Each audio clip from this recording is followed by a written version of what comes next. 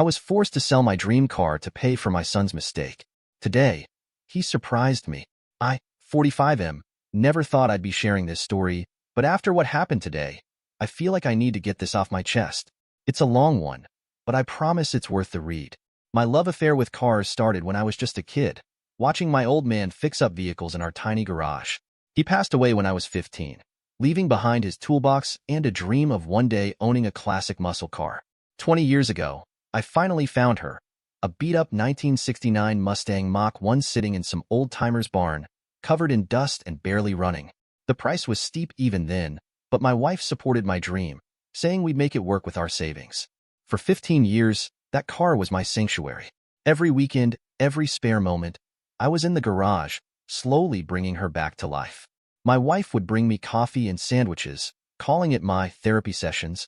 My son would sit on an upturned bucket, handing me tools and asking endless questions about engines and carburetors. Those moments in the garage, they weren't just about restoring a car. They were about building something together. The restoration wasn't easy. I spent countless hours hunting down original parts, sometimes driving across 3 states just for a specific trim piece or gauge. Every paycheck, a little bit would go into the Mustang fund. My coworkers thought I was crazy, spending so much time and money on an old car.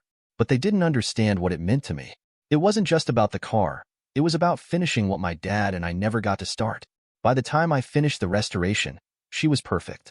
Candy apple red with twin black racing stripes, original 428 Cobra Jet engine, purring like a kitten, black leather interior that still had that new car smell.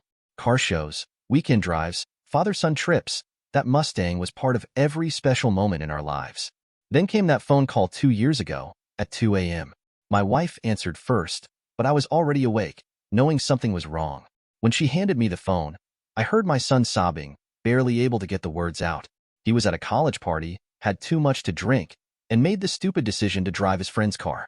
He'd crashed into a parked BMW, causing massive damage to both vehicles.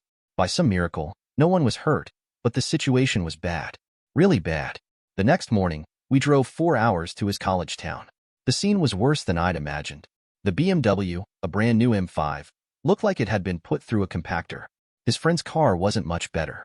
The BMW's owner was a local business owner, and he was furious. He had every right to be.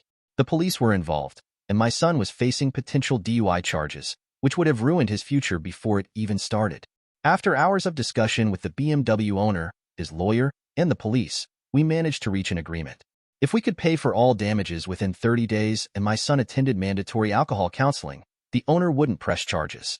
The total came to $42,000 to $28,000 for the BMW repairs and $14,000 for his friend's car. Our insurance wouldn't cover it since my son wasn't authorized to drive his friend's vehicle. I emptied our savings account, maxed out 2 credit cards, and even borrowed from my brother. My wife sold her jewelry, including her grandmother's antique rings. But we were still short by about $23,000. Loan applications were rejected due to our credit being stretched thin. That's when I looked at my Mustang sitting in the garage. Just months before, a collector had offered me $35,000 for it. I'd laughed it off then. The car was worth more than that, and besides, it wasn't for sale at any price. But now, looking at my son's tearful face and the stack of legal papers threatening his future, I knew what I had to do. I listed the car online, pricing it to sell quickly. Within days, I had multiple offers. The highest was from a collector in Texas, $38,000 if I could deliver it within the week. I accepted immediately. My son begged me not to sell it, saying he'd find another way, but we both knew there wasn't one. The day I drove my Mustang for the last time was the hardest. My wife couldn't watch. She stayed inside, crying. I still remember every second of that final drive. The familiar rumble of the engine, the smell of the leather seats, the way the steering wheel felt under my hands. When I handed over the keys to the new owner, I couldn't bring myself to watch him drive away. The money paid off the damages, but the real cost was much higher. My son dropped out of college that semester, the guilt eating him alive. He moved back home and got a job at a local warehouse, starting at minimum wage. I told him not to worry about paying me back, that the important thing was he'd learned from his mistake. But I'd be lying if I said I didn't feel a deep sense of loss every time I walked past the empty garage. For 2 years, I watched my son change. He worked doubles whenever he could, lived frugally, and slowly started taking evening classes at the community college. The party-loving teenager was replaced by a quiet, more responsible young man. He helped around the house without being asked, cooked dinner when my wife and I worked late, and never complained about his long hours at the warehouse. I noticed other changes too. He started reading books about personal finance, began a small side business detailing cars on weekends, and even joined a support group for young people struggling with alcohol. He never touched a drop of alcohol again after the accident. But we never really talked about the car. It was like an unspoken wound between us. Today started like any other Tuesday. I came home from work, tired from a long day at the construction site. There was an envelope on my desk, and my son was standing in the doorway, looking nervous but determined. Inside the envelope was a set of keys and an address. He insisted I drive there right away. The address led to a storage facility on the outskirts of town. My son was quiet during the drive, fidgeting with his hands like he used to do as a kid when he was excited about something. When we reached the storage unit, he handed me a key with shaking hands. I opened the roll-up door, and for a moment, I couldn't process what I was seeing.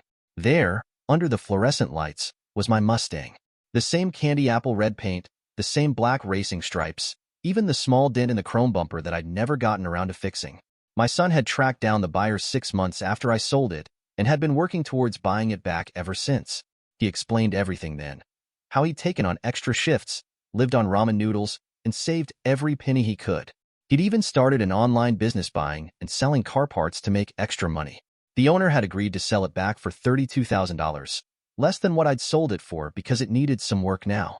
My son had been making payments for the past year and a half, finally paying it off last week. But that wasn't all. He showed me his enrollment papers for an auto repair certification course at the community college. He said he thought maybe we could restore it together this time, make it even better than before. He wanted to learn everything I knew about cars, the way he should have years ago. I'm sitting in my garage now, looking at that car. The paint isn't as shiny as it used to be, and the engine needs some work. But somehow, it's more beautiful than ever. It's not just a car anymore. It's a symbol of my son's redemption, of the man he's becoming.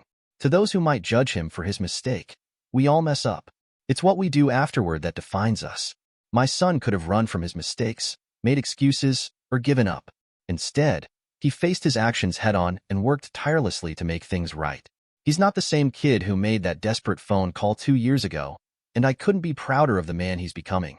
My Mustang's back home, but more importantly, so is my son.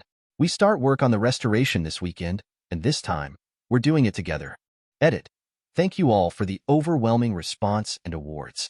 To address some common questions. 1. Yes, my son paid back the full amount for the accident damages before saving for the car. He worked multiple jobs and lived extremely frugally. 2.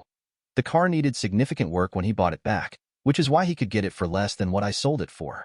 3. He's been sober since the accident and regularly attends support group meetings. 4. We've already started working on it together on weekends, and I'm teaching him everything I know about classic car restoration. Sometimes the biggest mistakes in our lives lead to the most important changes.